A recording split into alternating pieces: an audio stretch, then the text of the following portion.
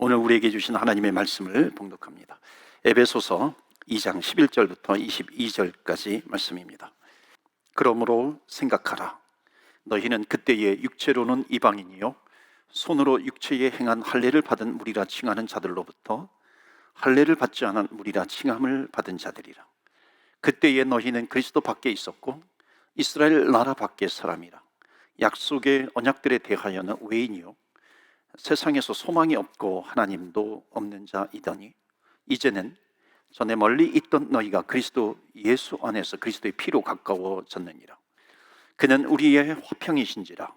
둘로 하나를 만드사 원수된 것 곧 중간에 막힌 담을 자기 육체로 하시고 법조문으로 된 계명의 율법을 폐하셨으니 이는 이 둘로 자기 안에서 한 새 사람을 지어 화평하게 하시고 또 십자가로 이 둘을 한 몸으로 하나님과 화목하게 하려 하심이라.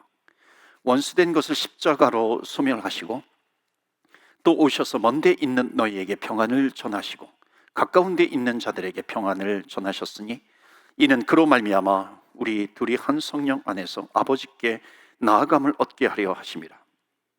그러므로 이제부터 너희는 외인도 아니요 나그네도 아니요 오직 성도들과 동일한 시민이요 하나님의 권속이라. 너희는 사도들과 선지자들의 터 위에 세우심을 입은 자라. 그리스도 예수께서 친히 모퉁이 돌이 되셨느니라. 그의 안에서 건물마다 서로 연결하여 주 안에서 성전이 되어가고 22절 말씀 다 같이 합독합니다. 너희도 성령 안에서 하나님이 거하실 처소가 되기 위하여 그리스도 예수 안에서 함께 지어져 가느니라. 아멘. 하나님의 말씀입니다.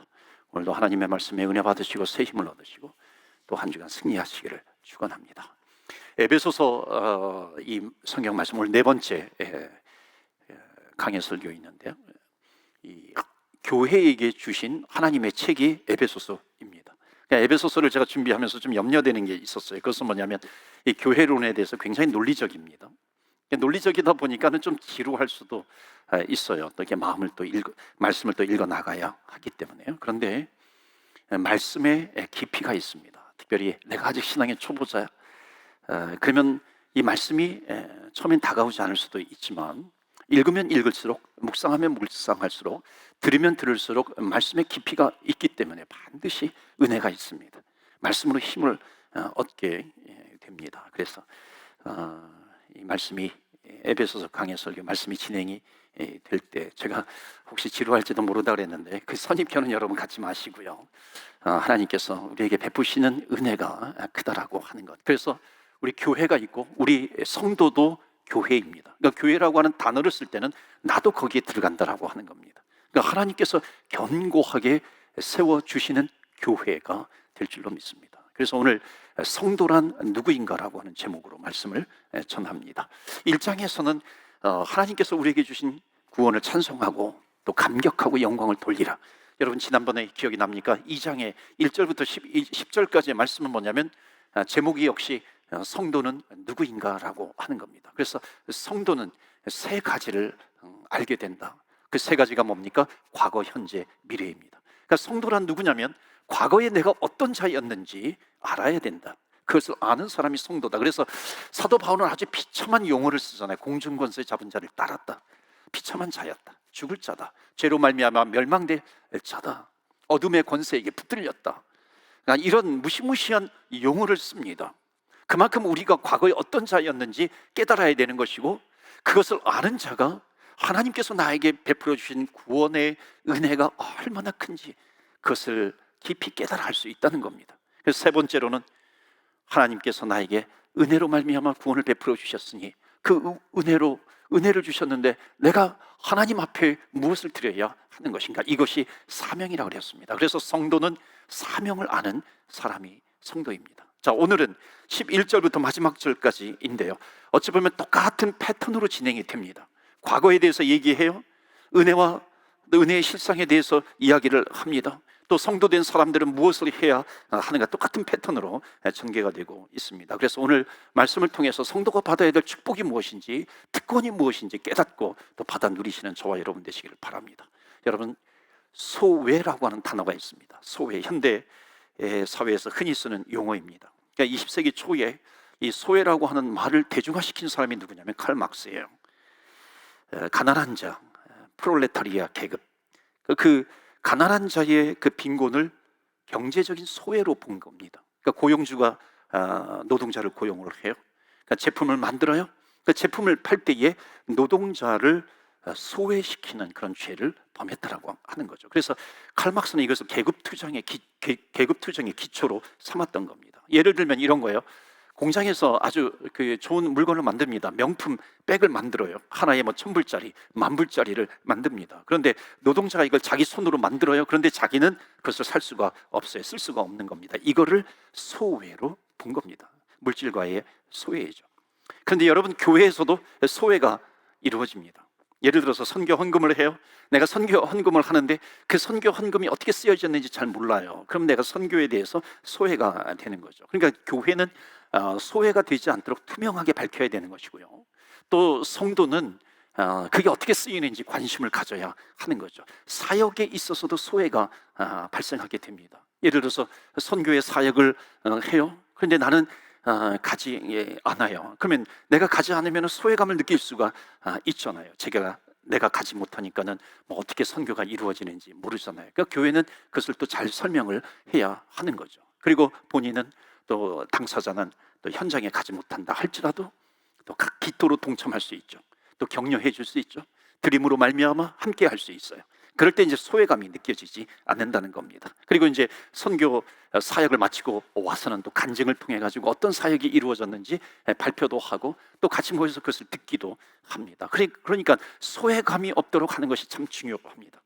우리 교회가 이제 로히드 성전에 들어간 지 한 1년 정도, 1년 이제 다 돼갑니다. 10여 년 전부터 우리 건축위원회가 구성이 되어가지고 계속해서 또 하나님께서 주신 이 건물을 찾아보면서 하나님께서 주신 열매가 로히드 성전이죠. 그런데 이 로히드 성전에서도 이 소외감을 느끼는 경우가 있습니다. 그러니까 소외감을 느끼지 않도록 또 임원회라든지 당회라든지 이런 것을 통해서 잘 설명을 해야 합니다. 며칠 전에 제가 그런 얘기를 들었어요. 로히드 성전을 구입하는 과정에서 제가 지금 거주하고 있는 우리 교회 사택이 있어요. 그리고 우리 로히드 성전 위에 콜맨 하우스가 있습니다. 그 로히드 성전을 구입하는 과정에서 그 사택과 또 우리 콜맨 하우스가 제 이름으로 돼 있다라고 하는 그런 얘기가 돈다는 겁니다. 그 얘기를 듣는 순간에 내가 이렇게 부자구나라고 하는 생각이 잠깐 들기는 했지만 여러분, 이건 절대 팩트가 아니에요. 절대 사실이 아닙니다. 모두 다 주님의 제자교회 명의로 되어 있다는 겁니다. 제가 웃지 못할 이야기를 왜 드리냐면, 이렇게 잘못 알고 계시는 분은 일단 거기에 대해서 소외를 느끼고 있는 겁니다. 그러니까 소외를 느끼지 않도록 좋은 교회가 되기 위해서는 클리어하게 이런 부분에 대해서 전달을 해줘야 되겠구나라고 하는 생각을 했습니다. 어떤 사람이 쓴 글을 보니까 우리들이 다 소외도 당하고 정죄도 당한다 그래요. 특히 우리 몸에 대해서도 소외를 시킨다 그래요. 얼굴이 소외를 당한다고 합니다. 얼굴이 정죄를 당하는 거예요. 그래서 내가 내 얼굴을 보면서 너 얼굴이 왜 이렇게 부었냐? 너 얼굴 왜 밑에 이렇게 다크서클이 있어? 그러니까 얼굴을 정죄하는 거예요. 얼굴을 소외시킨다는 겁니다. 몸에 대해서도 소외를 시킨다 그러는 거예요. 몸을 보면서 너 왜 이렇게 배가 나왔어? 너 왜 이렇게 살쪘어? 이거 몸을 소외시키는 거죠. 너 머리가 왜 이렇게 커? 너 머리가 좋아서 그러냐? 아니면 너 머리가 왜 이렇게 크냐? 왜 이렇게 바보 같으냐? 멍청하냐? 삶에 대해서도 소외를 시킨다고 하는 겁니다. 내 인생은 최악의 삶이야. 내 삶에 대해서 소외를 시키는 거죠. 그러면서 그 사람이 마지막에 뭐라고 쓰냐면, 나는 음식이 좋다. 왜냐하면 음식은 나를 소외시키지 않는다. 그러니까 음식을 먹으면 음식은 나를 격려해 주죠. 그래서 많이 먹어라, 많이 먹어라. 음식이 나한테 그렇게 해준다는 겁니다. 그래서 나는 음식을 먹을 때 절대 음식은 나를 소외시키지 않아. 그래서 음식을 자꾸만 먹나 봐요. 어떤 사람이 그래요. 나는 힘들 때 고기 앞으로 나아갑니다. 그런데 힘들 때 주님 앞에 나가야 되는데 고기 앞으로 나아갑니다. 이게 무슨 소린가? 근데 또 한편으로 생각을 해보면요, 또 음식은 소외를 시키지 않잖아요. 음식은 소외를 시키지 않는다라고 하는 것은 뭐냐면, 내가 음식같이 살면 될 것 같아요. 왜냐하면 음식을 만들 때 정성껏 만들어요. 또 거기에 음식은 에너지를 주잖아요. 힘을 주잖아요. 어저께도 우리 알파 성령 수양회 마치고 정말 정성껏 양육위원회에서 준비를 해가지고 음식으로 접대를 합니다. 기도하면서 접대를 했겠죠. 얼마나 큰 위로를 받는가. 우리 교회가 음식이 되면 좋겠다. 오늘도 1시 반에 새가족 환영회가 있습니다. 우리 새가족 다 오세요. 거기에 또 음식을 또 정성껏 만듭니다. 기도하면서 만들어요. 거기에 에너지가 있어요, 힘이 있어요, 위로가 담겨져 있는 겁니다. 꼭 오세요. 오지 않으면 제가 다 먹습니다. 그 위로를 받는 거예요. 음식이 주는 힘이 있어요, 위로가 있어요. 우리 교회가 좀 음식과 같은 교회가 되면 좋겠다. 서로 위로해주고 서로 힘을 주는 교회입니다. 그런데 여러분, 가장 큰 소외가 있습니다. 그것은 뭐냐면은 하나님으로부터의 소외라고 하는 겁니다. 하나님으로부터 당하는 소외, 이게 에베소서 말씀이에요. 그래서 오늘 에베소서 2장 뒷부분의 말씀은 뭐냐면 성도는 누구인가? 그러니까 성도는 과거에 하나님으로부터 소외당했던 그런 자들이 성도였다. 과거가 그랬다라고 하는 거죠. 그래서 11절 말씀 보세요. 11절 보시면 과거가 어땠냐면은 그러므로 생각하라.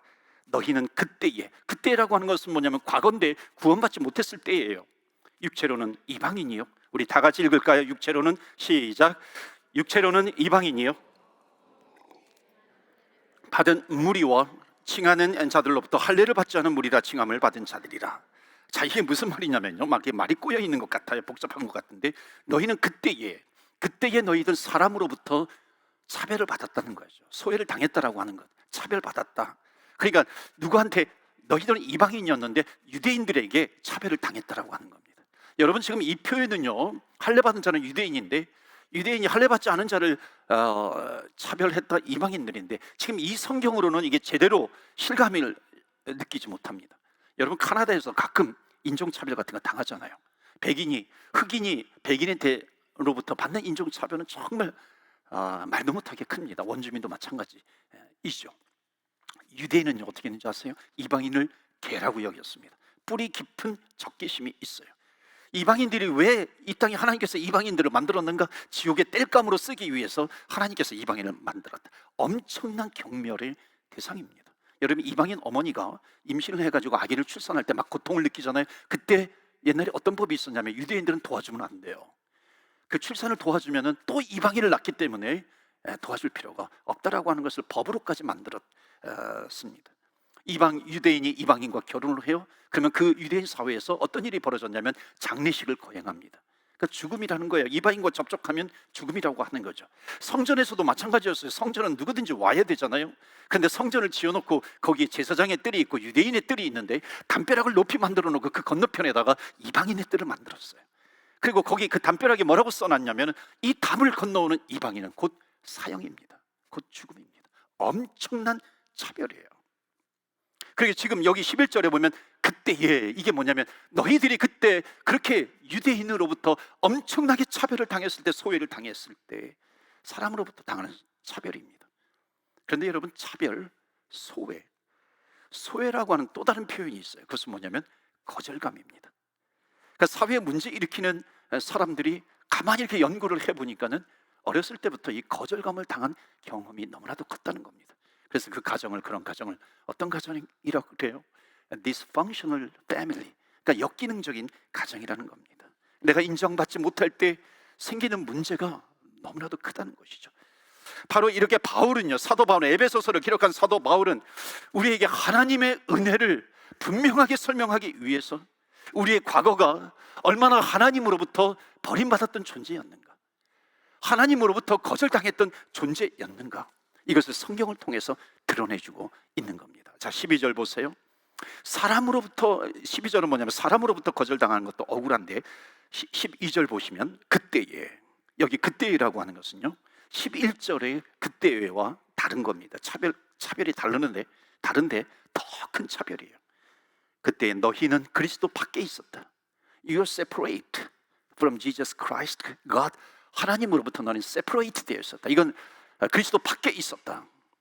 하나님으로부터 차별을 당했다. 그리스도와 상관이 없었다라고 하는 겁니다. 이스라엘 나라 밖의 사람이라 약속의 언약들에 대하여는 외인이요 세상에서 소망이 없고 하나님도 없는 자였다.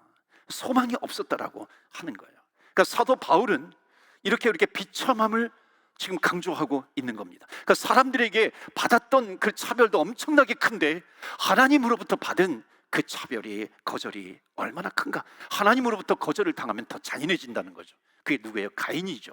하나님으로부터 거절을 당하니까 자기 동생을 죽입니다.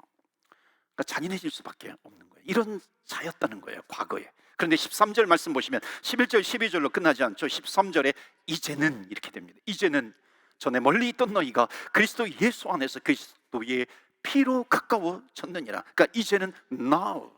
근데 여기 성경에 보면은 위에 그때에 이런 자, 그때에 이방인 유대인에게 차별, 그때에 하나님으로부터 차별당했어. 그런데 but now, 이제는 이렇게 되는 겁니다. 이제는 in Christ, 그리스도 안에 있는 자가 되었다. 그리스도 안에 있는 자가 되었다라고 하는 것은 주님과 가까워졌다라고 하는 거죠. 무엇으로? 예수 그리스도의 피로 말미암아. 예수 그리스도의 십자가의 피로 말미암아 가까워졌다라고 하는 것은 하나님의 은혜로 말미암아 우리는 그리스도 안에 있게 되었다. 하나님과 가까워졌다라고 하는 겁니다. 그래서 성도란 첫 번째 오늘 주시는 메시지 있어요. 우리 성도란 누구인가? 다 같이 읽어볼까요? 시작. 성도는 내가 은혜로 그리스도 밖에서 그리스도 안으로 옮겨졌다라고 하는 것을 아는 사람이 누구냐? 바로 성도라라고 하는 겁니다. 그러니까 이게 성도의 비밀이에요. 그러니까 바울이 얘기한 이 성도의 비밀, 이것을 그리스도인들에게 다시 한번 깨우쳐 주는 겁니다. 그러니까 우리가 누구였는가? 하나님으로부터 멀어졌던 사람인데, 하나님으로부터 떨어졌던 사람인데, 버림받은 상태에 있었는데 그리스도의 피로 가까워졌다. 그리스도의 피로 가까워졌다라고 하는 것, 하나님의 은혜다라고 하는 것을 강조하는 겁니다. 그렇기 때문에 우리는 기뻐할 수 있는 거죠. 우리는 감사할 수 있습니다. 왜냐하면 차별받아야 될 우리가 그리스도로 말미암아 용납을 받았다는 겁니다. 하나님께서 우리를 품어주셨다는 겁니다. 그러니까 여러분, 하나님께서 우리를 품어주셨다라고 하는 것은 뭐냐면 하나님은 우리를 축복하고 싶어 하는 거죠. 하나님은 우리에게 은혜를 베풀어 주고 싶어 하시고 도와주고 싶어 하시는 겁니다. 그러니까 하나님과 나와의 관계는 바로 이런 관계이죠. 때로는 넘어질 수 있고 실패할 수 있어요. 그러나 in Christ, 그리스도 안에 있는 우리들을 기억고 하나님께서 그 능력의 손으로 붙잡아 주셔서 바로 저와 여러분처럼 예배하는 자리에 앉히시고야 마시는 하나님과 나와의 관계가 바로 이런 관계가 되었습니다. 누구 때문에? 무엇 때문에? 예수 그리스도의 보혈로, 예수 그리스도의 피로. 여러분, 예수 그리스도 안에서라고 하는 말을 정말 가장 잘 설명해 주는 구절이 요한복음 15장입니다. 나는 포도나무여 너희는 가지라. 그가 내 안에, 내가 그 안에 있으면, 그 안에 있는 거예요. 그 안에 있으면 너희들은 무엇이든지 원하는 대로 구하라. 내가 그것을 이루어 주리라. 이루리라. 요한복음 15장 7절이죠. 성도에게 이런 은혜가 있어요. 은혜가 있기 때문에 성도의 비밀이 뭐냐면 in Christ, 그리스도 안에 있기 때문에 기도하면 하나님께서 들어주신다라고 하는 겁니다. 그런데 이 비밀을 몰라요. 은혜를 몰라요. 그러면 영적으로 피폐해지는 겁니다. 그러니까 영적으로 피폐해진다라고 하는 것이 무슨 뜻이냐면 우리는 이미 in Christ, 그리스도 안에 있는데 마치 옛날에 separate from God, 하나님으로부터 separate 돼 있었는데 in Christ인데 그렇게 separate 돼 있는 것처럼, 그리스도의 밖에 있는 것처럼 살아간다라고 하는 겁니다. 이게 영적으로 피폐해지는 거죠. 그리스도 안에 있으면 우리는 하나님 앞에 기도하고 간구하고. 그래서 여러분, 성도임에도 불구하고 왜 영적인 황폐함을 경험하는가? 왜 그 풍성함이 다 날아가 버려요? 하나님의 은혜를 잃어버려요. 예수 그리스도의 보혈의 피로 말미암아 우리가 구원받은 하나님의 자녀가 되었는데 그것을 자꾸만 잊어버린다라고 하는 거죠. 옛날에도 한번 했었는데 우리는 좀 서로 인사할 때 복습이 좀 필요한 것 같아요. 한번 여러분 따라서 해보시겠어요? 은혜를 잊으면 문제가 보인다. 은혜를 잊으면 문제가 보여요. 또 한번 따라해 보세요. 복습해야 돼. 아내에 대한 사랑이 식으면 뭐가 보인다? 아내의 허리 사이즈가 보인다. 해보세요. 이게 잘 안 보여야 되는데 은혜가 떨어지니까 보이는 거예요. 또 따라서 해보시겠어요? 은혜를 잊으면 불평과 원망이 나온다. 은혜를 잊으면 불평과 원망이 나와요. 왜 그런 줄 아세요? 내가 당한 문제가 있어요. 내가 당한 문제가 하나님께서 나에게 베풀어 주시는 은혜보다도 그 문제가 훨씬 더 크게 보이는 겁니다. 이것은 어디에서 이것이 나타나냐면 이스라엘 백성들이 출애굽한 다음에 이제 광야 생활을 하잖아요. 바로 그 광야 생활에서 그대로 나타납니다. 하나님께서 모세를 부르세요. 호렙산으로 부르십니다. 이게 제가 지금부터 말씀드리는 것이 에베소서 이제 2장인데 3장 지나서 4장과 아주 밀접한 관련이 있기 때문에 굉장히 중요합니다. 왜 하나님께서 모세만을 부르셨을까요? 이 백성을 애굽 땅에서 가나안 땅으로 인도해라 라고 하시는 이 사명을 왜 모세만 불러서 하나님께서 주셨을까요? 백성들에게 다 말씀해 주시면 얼마나 좋겠어요. 여러분, 근데 이게 하나님의 교회의 시스템입니다. 역할이 있다라고 하는 거예요. 그러니까 모세가 아닌 사람이 가나안이 아니라 스페인으로 갑시다 그렇게 할 수 있다라고 하는 거죠. 그럴 수 있지만은 하나님이 주신 비전이 아니라고 하는 거죠. 그러니까 왜 모세만 불러서 미션을 주셨는지 우리가 잘 생각해야 됩니다. 결국 애굽에서 인도해서 가나안 땅으로 가라고 했습니다. 그러니까 이것은 하나님께서 그에게 주신, 이스라엘 백성에게 주신 은혜입니다. 또 비전이에요. 사명이었습니다. 근데 바울은 모세는 그것을 은혜로 생각하지 않았어요. 처음에 거절했죠. 근데 하나님께서 강권하시고 하나님께서 그를 선택하시고 부르셔서 가나안 땅으로 인도해 가십니다. 그런데 당한 문제가 있어요. 그것이 뭐냐면 홍해바다입니다. 홍해바다를 만났어요. 백성들이 원망합니다. 그때 모세가 뭐냐면 너희들은 가만히 서서 하나님께서 오늘날 어떻게 일하시는지 너희들은 보라. 그럴 때 홍해바다가 갈라집니다. 하나님의 구원이 임한 거예요. 백성들이 환호합니다. 감사합니다. 그 다음에 이어지는 출애굽기 말씀을 보시면 여호와 하나님께 찬양하고 찬미합니다. 근데 조금 있다가 광야에 어려움을 당해요. 물이 떨어집니다. 백성들은 원망을 해요. 여러분, 광야에서 물이 없는 것은요, 이 문제는요, 하나님께서 홍해 바다에서 베풀어 주신 그 은혜에 비하면요, 이 문제는 아무것도 아니라고 하는 거죠. 근데 이스라엘 백성들은 은혜를 기억하지 못하니까 오늘날의 문제를 더 크게 생각하는 겁니다. 불평하죠. 이때 자주 쓰는 말이 뭔지 아세요? 차라리 애굽에 있었을 걸, 차라리 거기에 남아 있었을 걸, 차라리 애굽에서 매장 될 걸 그러는 거예요. 은혜를 잃어버린 사람들은 이런 단어를 많이 씁니다. 차라리. 그럼에도 불구하고 모세에 함께 비전의 사람들이 있었던 겁니다. 모세가 산 꼭대기에 올라가서 기도할 때 아론과 훌이 같이 잡고 기도를 해요. 여호수아, 군대대장 여호수아가 있어요. 갈렙이 있어요. 그러니까 이들이 지속적으로 하나님의 은혜를 나눕니다. 기도합니다. 한번 여러분 생각해 보세요. 이 사람들이 하나님, 저 가나안 땅을 주셨는데 저 가나안 땅을 주시옵소서, 이런 기도와 많은 백성들이 모여가지고 애굽으로 다시 돌아가게 해주세요. 하나님, 애굽으로 다시 돌아가게 해주세요. 하나님께서는 누구의 기도를 들어주시겠는가 라고 하는 겁니다. 여러분, 사명은 사명이에요. 하나님께서 주신 비전은 비전입니다. 그런데 은혜를 놓치게 되면 계속해서 문제가 보이는 거예요. 그러니까 은혜보다 문제가 커 보이는 것이죠. 그러니까 사도 바울은 성도가 누구냐? 그리스도 안에 있는 사람이다. 즉, 그리스도 안에 있는 사람이라고 하는 것은 뭐냐면 광야를 만날 때가 있어요. 사막을 만날 때가 있어요. 쓴 물을 만날 때가 있어요. 마실 물이 없을 때가 있는 거예요. 그런데 in Christ, 그리스도 안에 있기 때문에 주님 앞에 기도하고 간구하면 하나님께서 베풀어 주신다. 왜? 하나님께서 은혜로 말미암아 우리를 구원해 주셨는데, 나를 그리스도 안에 있는데 나는 포도나무, 너희는 가지라. 너희가 내 안에, 내가 너희 안에 있으면 너희들이 기도해라. 하나님께서 들어주시리라 하는 겁니다. 이 특권을 누리는 사람이 누구냐? 바로 성도라고 하는 겁니다. 여러분, 어떤 기업에 계속해서 이력서를 내고 그랬는데 거절당해요. 그런데 어느 날 IBM이라든지 소프트사에서 나를 채용하는 겁니다. 여러분, 거기에 채용이 되면은요, 그 전에 내가 거절당했던 거, 이게 문제가 될까요? 하나도 문제가 되지 않는 겁니다. 사랑하는 성도 여러분, 세상이 우리를 버린다 할지라도요, 때로는 우리가 거절을 당했다 할지라도 우리를 구원해 주신 그 하나님의 사랑, 그 주님의 은혜, 이것보다도 더 큰 문제가 우리에게 어디 있을까요? 여러분, 절대로 잊지 마세요. 아무리 세상이, 사람이 내몰아친다 할지라도 우리는 성도예요. 성도는 똑같이 그런 사람들과 하는 것이 아닙니다. 너희는 근심하는 자 같으나 너희는 항상 기뻐해라. 이게 성도이죠. 너희는 가난한 자 같으나 모든 사람을 부욕해 하는 자가 바로 너희다. 왜? in Christ 안에 있는 거예요. 너희는 아무것도 없는 것 같지만 모든 것을 가진 자가 바로 성도라고 하는 겁니다. 영혼이 풍성해지는 거예요. 그런 저와 여러분 되시기를 주의 이름으로 축원합니다. 아멘. 11절 말씀 보시겠어요? 11절 보시면 그러므로 생각하라. 여기 생각하라라고 하는 것은 뭐냐면 remember예요. consider 이런 것이 아니라 영어로 보면 정확합니다. remember, 기억해라. 그러니까 우리가 당했던 일, 우리가 하나님께서 구원해 주셨던 일, 그것을 기억해라. 이것을 세 가지로 얘기합니다.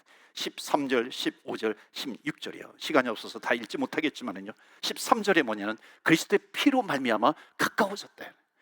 15절 말씀 보시면 법조문으로 된 계명의 율법을 폐하셨으나 즉 예수님의 몸으로 율법을 없애버렸다. 이제 둘이 하나가 되게 했다. 16절에 십자가로 둘을 한 몸으로 만들어 주셔서 하나님과 화목하게 해 주셨다라고 하는 겁니다. 그래서 오늘 두 번째 우리에게 주시는 메시지는 바로 이거예요. 즉 십자가의 희생이 있는 거예요. 은혜로 그리스도 밖에서 그리스도 안으로 들어간 사람은 두 번째 주시는 메시지, 다 같이 읽을까요? 시작. 성도는 은혜 안에 그리스도의 희생이 있었다는 것을 기억하는 사람이 성도입니다. 은혜라고 하는 단어에는 희생이 있는 거예요.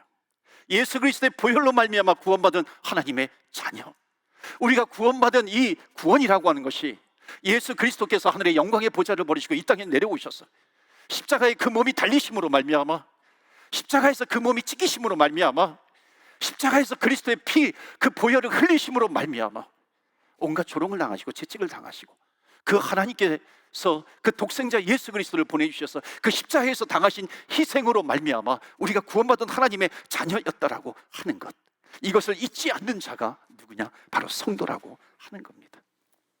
예수님의 그 희생 때문에 그 벽이 무너지게 된 겁니다. 오늘날 교회를 건강하게 만들지 못하는, 건강하게 하지 못하는 벽이 있습니다. 그것은 뭐냐면 구약에서는 율법이었다면 교회에서는 여러분 어떤 벽이 있다고 생각합니까? 마귀가 자꾸만 교회를 무너뜨리려고 하는데 무엇을 세우는지 아세요? 불신의 벽을 계속해서 세우는 겁니다. 불신의 벽이 뭐예요? 성도가 성도를 믿지 못하게 하는 겁니다. 그런데 여러분, 아무리 마귀가 그것을 쌓으려고 한다 할지라도 예수 그리스도의 보혈의 피로 말미암아, 에베소서 2장 말씀은 그거죠. 예수 그리스도의 보혈의 피로 말미암아 그 막힌 담이 다 철폐가 되었다라고 하는 겁니다. 불신의 벽이 있어요. 미움의 벽이 있어요. 반목의 담이 있어요. 마귀는 자꾸만 이것을 세우려고 합니다. 그러나 in Christ, 그리스도 안에 있는 자는 예수 그리스도의 보혈의 피로 말미암아 그 모든 것이 다 철폐가 되었다는 것을 믿습니다. 그래서 14절 말씀 보시면 그는 우리의 화평이신지라, 그는 우리의 화평이신지라, 화평이라고 하는 겁니다. 그렇기 때문에 사랑하는 성도 여러분, 우리가 경험하는 것 중에 하나가 뭐냐면 경계의 벽이에요. 불신의 벽, 이것이 자꾸만 날마다 쌓아져 갑니다. 그러나 예수 안에 있는 자는 예수 그리스도의 보혈의 담을 높이 쌓아서 자꾸만 무너뜨리려고 하는, 우리를 악하게 만들고 하고 죄짓게 만들고 하고 미움을 갖게 하고요 불신하게 만드는 그 마귀와 대적해서 싸우는 것입니다. 그러니까 교회는 어떤 곳이냐면 사탄과 싸워서 하나님의 나라가 오게 하는 공동체가 바로 교회다. 그렇기 때문에 사랑하는 성도 여러분, 아군끼리 싸우지 마세요. 은혜를 잃어버리면요, 영적으로 피폐해지면 아군끼리 싸워요. 그러니까 아군끼리 싸우는 건 뭐예요? separate from God, 하나님으로부터 떨어졌을 때 그때 있었던 일인데 in Christ 안에 들어왔음에도 불구하고 자꾸만 마귀의 전략에 넘어가게 된다는 겁니다. 아, 요즘 그 집사님 문제가 많다며, 요즘 누가 시험에 들었다며, 굉장히 즐겨요. 엔조이합니다. 거기에서 멈추나요? 한 스텝 더 나가잖아요. 그러면서 그 사람을 망가뜨립니다. 아군을 죽이는 거예요. 여러분, 그런 피해를 입었다 할지라도 절대로 오염되지 마세요. 우리 성도는 누구예요? 우리 성도는 하늘 아래서 정말 하나님께서 우리에게 입혀주시는 거룩한 옷, 흰 옷이 있어요. 그 거룩한 흰 옷을 입고 하나님 앞에 찬양과 경배를 드려야 될 존재가 누구냐? 바로 하나님의 성도입니다. 교회는 어떤 곳이냐면 이 땅에서 바로 그 흰 옷 입고 하나님께 찬양을 올려드릴 성도의 연습을 하는 것이 바로 교회인 줄로 믿습니다. 마지막 말씀 읽고 마치도록 하겠어요. 20절, 21절, 22절인데 22절 한 구절만 보도록 하겠습니다. 22절 다 같이 읽겠습니다. 시작. 너희도 성령 안에서 하나님이 거하실 처소가 되기 위하여 그리스도 예수 안에서 함께 지어져 가느니라. 아멘. 세 번째 우리에게 주시는 메시지가 있어요. 성도는 그리스도 안에서 함께 성전이 되어가는 사람이다. 다 같이 읽겠습니다. 시작. 성도는 그리스도 안에서 함께 성전을 세워가는 자입니다. 여러분, 여기 지금 코키틀람이라든지 밴쿠버에서도 건물들을 많이 짓잖아요. 만약에 건물을 지을 때 벽돌과 벽돌끼리만 이어봐요. 벽돌만 쌓아요. 그건 다 무너집니다. 무너지지 않기 위해서는 벽돌과 벽돌 사이에 시멘트가 있어야 돼요. 시멘트를 발라야 되죠. 여러분, 성도와 성도는 in Christ, 그리스도 안에 있다라고 하는 것은 뭐냐면 그것이 그리스도의 보혈로 말미암아, 그리스도의 보혈로 우리 성도들은 서로 하나가 되는 겁니다. 함께 주의 성전을 세워가는 거죠. 우리의 그리스도인들은 견고하게 하나님의 보혈로 말미암아 성전을 세워가는 것이다. 우리 말씀 마치기 전에 한번 옆에 분하고 한번 이렇게 인사해 보세요. 이렇게 한번 인사해 보세요. 하셔야 돼요.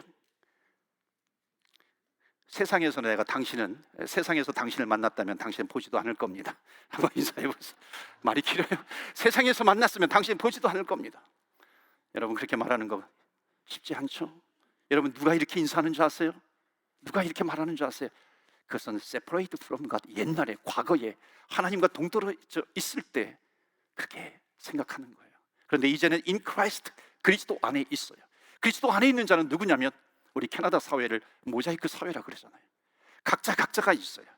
각자가 떨어져 있을 때는 저 뭐가 뭔지 몰라요. 그런데 함께 모자이크였지만 그것이 같이 모일 때 거기에 그리스도의 얼굴이 드러나게 되는 것이고 그리스도의 몸이 드러나게 되는 겁니다. 그렇기 때문에 in Christ, 그리스도 안에 있는 사람은 이렇게 인사하는 거예요. 한 번 더 진짜 인사해 보세요. 당신을 보니까, 형제님, 자매님, 집사님을 보니까 주의 얼굴을 보는 듯 합니다. 한번 인사하세요. 시작. 당신의 얼굴을 보니 주의 얼굴을 보는 듯 합니다. 아멘. 바로 이게 누구예요? 성도예요. 당신을 보니까 주의 얼굴을 보는 듯해요.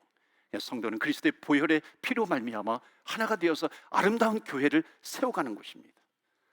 바르셀로나, 축구 좋아하시는 분은 바르셀로나 아실 거예요. 바르셀로나에 유명한 교회가 있어요. 가우디라고 하는 유명한 건축가가 설계한 교회인데 성 가족 교회입니다. 그러니까 Saint Family Church. 그런데 이 교회가 1882년부터 지어졌는데 언제 완공이 되냐면 2026년에 완공이 된다고 합니다. 아직까지 완공이 되지 않았어요. 100년이 넘도록 지금 계속해서 짓고 있는 겁니다. 2026년에 한번 예약해서 한번 가보세요. 어떻게 완공이 되는지. 아니, 왜 이렇게 오랫동안 짓습니까? 거기에 메시지가 있다는 거예요. 바로 이렇게 지어져 가는 것, 이것이 바로 교회입니다. 함께 지어져 가는 것, 이것이 교회이다. 그 교회는 함께 그리스도의 보혈로 말미암아, 그리스도의 보혈로 사랑의 띠로 말미암아 묶여져 있기 때문에 함께 아름다운 교회를 세워가는 것, 그러므로 하나님의 미션, 하나님의 사명을 감당하는 것이 교회라고 하는 겁니다. 사랑하는 성도 여러분, 교회는 연결되어 있어요.